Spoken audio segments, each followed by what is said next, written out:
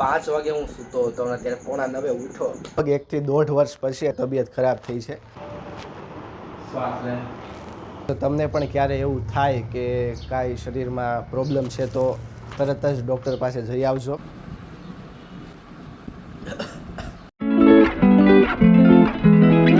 Welcome back to Gujarati media factory. આપની સાથે હું વિવેક. તમને બધાને મારા જય સ્વામી, જય શ્રી કૃષ્ણ, જય શ્રી રામ, જય હિન્દ, જય ભારત.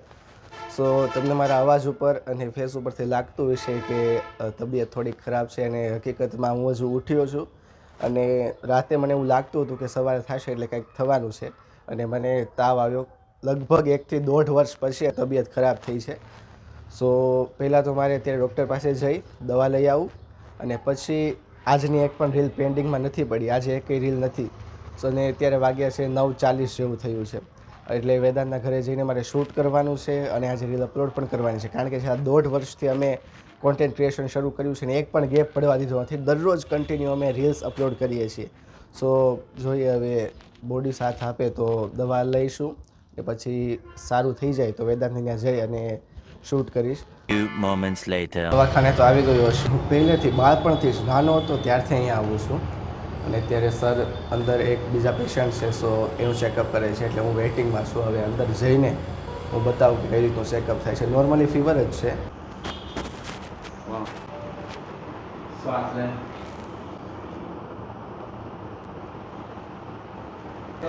સામાન્ય શરદી છે, વાયરલ છે.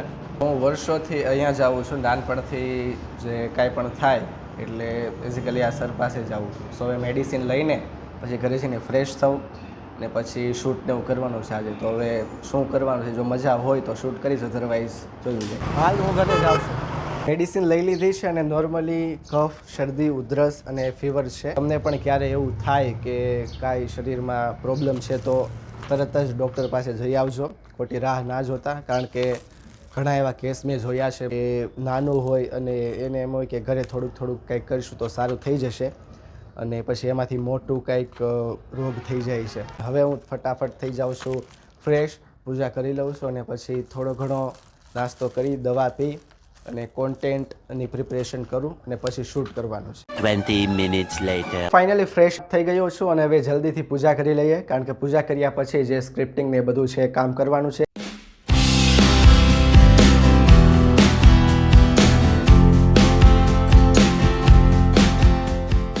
હવે પૂજા કરી અને મસ્ત રેડી થઈ ગયા છીએ. થોડું હજી એટલું બધું સારું નથી સ્ટીલ. હવે જમી અને દવા પીએ પછી જોઈએ કેવું રહે છે, અને જેવું રહે એવું રીલ તો શૂટ કરવી જ પડશે. પણ એ પહેલાં આપણે હવે અંદર જઈએ અને થોડી સ્ક્રિપ્ટિંગ ને એવું બધું કરીએ, કારણ કે એના વગર રીલ શૂટ કેમ કરવી. સો હવે થોડીક વાર માટે ત્યાં બેસીએ, અને જો આમાં આપણું છે સેટઅપ, ત્યાં સ્ક્રિપ્ટિંગ ને એવું બધું કોન્ટેન્ટ ને એવું રિસર્ચ કરી અને પોઈન્ટર્સ લખી નાખીએ. હવે ડાયરેક્ટ હું તમને જમવા સમયે મળું. વાગવામાં થયા છે બપોરના 12 અને હું આવી ગયો છું જમવા. આ છે દાળ ભાત આપણે જમવાના છે, કારણ કે ભારે ખોરાક, રોટલી, શાક ને એવું નથી જમવું. અને પછી આપણે દવા પણ પીવાની છે. સો જલ્દીથી જમી, દવા પી અને વેદાંતના ઘરે જવાનું છે, કારણ કે શૂટ કરવાનું છે. સાંજે 6:30 અમે રેગ્યુલર રીલ અપલોડ કરીએ છીએ.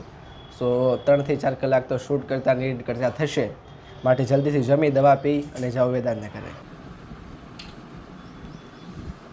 હું જઈ રહ્યો છું હવે વેદાંતના ઘરે, કારણ કે શૂટ કરવાનું છે. અને તડકો ભાઈ સાહેબ ગજબ તડકો છે. એક તો મને તડકાની આમ બી એલર્જી છે, ઉપરથી તાવ આવ્યો છે, અને સ્ટીલ વેદાંતના ઘરે આવા તડકાનું જવાનું છે અને શૂટ કરવાનું છે. પણ કાંઈ વાંધો નહીં, કામ માટે થોડુંક કરવું પડે. જલ્દી શૂટ પૂરું કરી અને જલ્દી મારે રિટર્ન થવું છે, અને ઘરે આવી અને આરામ કરવો છે, એટલે થોડુંક શું બોડી રિલેક્સ થઈ જાય.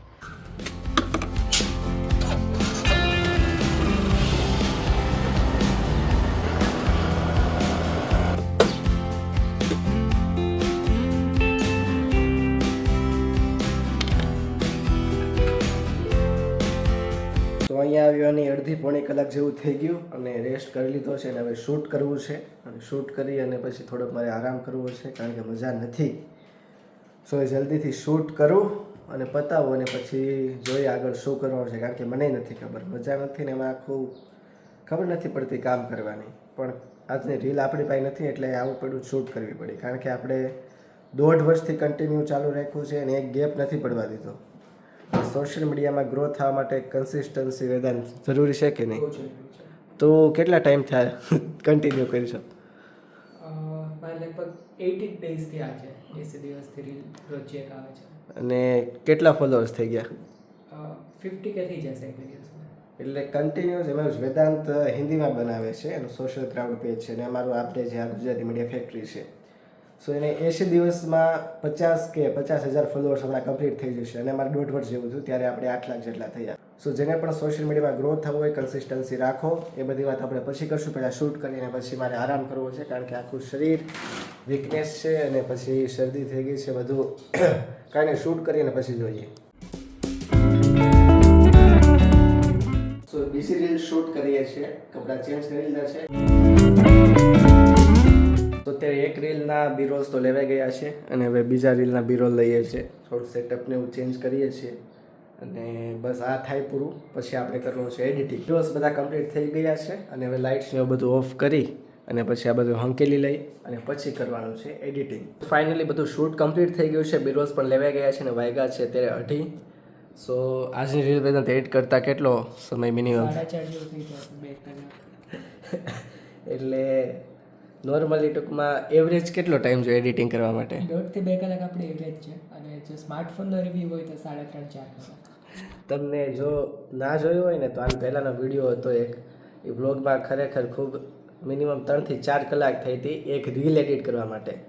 સો 30 થી 40 સેકન્ડ અથવા તો 55-60 સેકન્ડની જે કાંઈ રીલ હોય છે એડિટ કરવામાં મિનિમમ 1.5 થી 2 કલાક એવરેજ ટાઈમો, અને જો વધારે સારું કરવું હોય તો વધારે સમય પણ લાગે છે.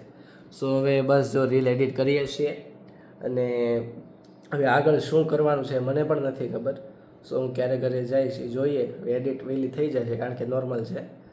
સો પછી હું મળું. 2 hours later. વાગી ગયા છે અત્યારે 4:15 અને રીલ પહેલી એડિટ થઈ ગઈ છે. આપણે 2:30 વાગે જોયું હતું, એટલે કેટલા સમય થયો કે ભાઈ? ઓલમોસ્ટ 2 કલાક. 2 કલાક જેટલો સમય લાગ્યો હતો. અત્યારે જે આ છે બીજી રીલ એડિટ થઈ રહી છે. સો હવે હું નીકળું છું ઘરે, કારણ કે મારે હવે સૂઈ જવું છે, મજા નથી, એટલે હવે થોડુંક આરામ કરવો પડે એમ છે. સો હું ઘરે જાઉં છું. અને કાલે આપણે કેટલા વાગે વેદાંત મળવાનું થાય છે? 2 વાગે આસપાસ મળીએ. 2 વાગે જોઈએ, કાલે 1:30-2 વાગે આસપાસ પાછું આવું અને એ પહેલાં ઘરે જઈને જો કાંઈ નવા જૂનું થાય અથવા એટલે કે કંઈ નવું બનાવ અથવા તો નવી કંઈ વાત હોય તો તમારી સાથે શેર કરીશ, અથવા તો કાલે અહીંયા ને અહીંયા પાછો બ્લોગ કન્ટિન્યુ કરીશ.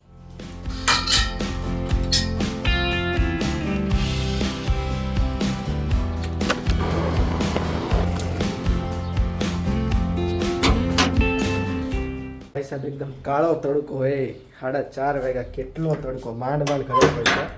અહીંયાથી વેદાંતનું ઘર થાય છે ખાલી 1.5 કિલોમીટર, પણ એ 1.5 કિલોમીટર અત્યારે કાપવામાં છે ને ખરેખર મારા કિલોમીટર પૂરા થઈ ગયા. તો અત્યારે તો છે ને હું બેગ મૂકી અને મસ્ત આરામ કરી લઉં અને પછી સાંજે જોયું જાય છે. An eternity later. જસ્ટ ઉઠ્યો છું અને ત્યારે વાગ્યા છે 8:48, 8:45 વાગ્યા છે. 5 વાગે હું સૂતો હતો અને અત્યારે 8:45 ઉઠો. ખબર ના પડી કે કઈ રીતે એટલો સમય વયો ગયો. આપણે પેલું ટાઈમ લેપ્સ નથી આવતું કેમેરામાં, એવું થઈ ગયું એવું લાગે છે. ટાઈમ મશીનમાં જતા રહ્યો ને 2-3 કલાક સ્કીપ થઈ ગઈ હોય.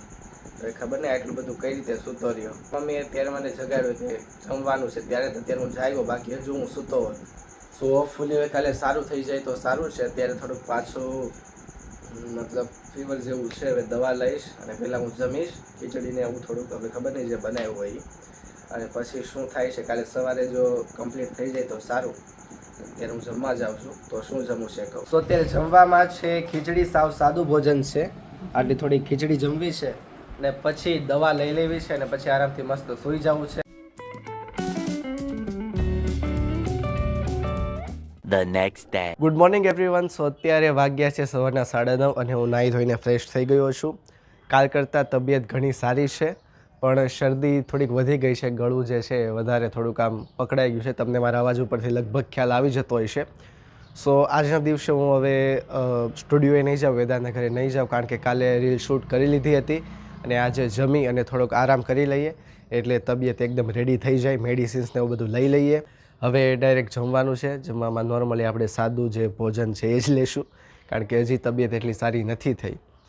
સો આજના દિવસે હું ઘરે જ રહીશ અને બસ થોડુંક કોન્ટેન્ટ રિસર્ચ કરીશ અને પછી કાલે જઈને વેદાંતના ઘરે શૂટ કરવાનું છે, કારણ કે લગભગ અમારી એક ટ્રીપ છે.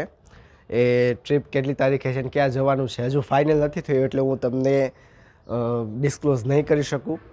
સો બસ હવે જમી અને પછી આજના દિવસે આરામ કરીશું અને થોડું કોન્ટેન્ટ રિસર્ચ કરીશું અને બસ પછી તબિયત સારી થઈ જાય એટલે તમને ને મને બેયને મજા આવે, કારણ કે અત્યારે મને શૂટ કરવામાં એટલું બધું આમ અવાજ છે ને પરાણે બોલતો એવું લાગે છે, એટલા માટે જ રીલને એવું બધું શૂટ નથી કરવું.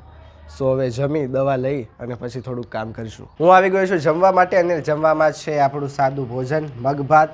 તો ત્યારે મગભાત ખાઈને પછી મેડિસિન લઈ લઈશ અને પછી આજે આખો દિવસ આરામ કરવો છે, થોડુંક કામ કરીશ એટલે શું બોડી રિલેક્સ થઈ જાય અને આવતીકાલે હવે નેક્સ્ટ વ્લોગમાં હું એકદમ પરફેક્ટલી થઈ જાઉં.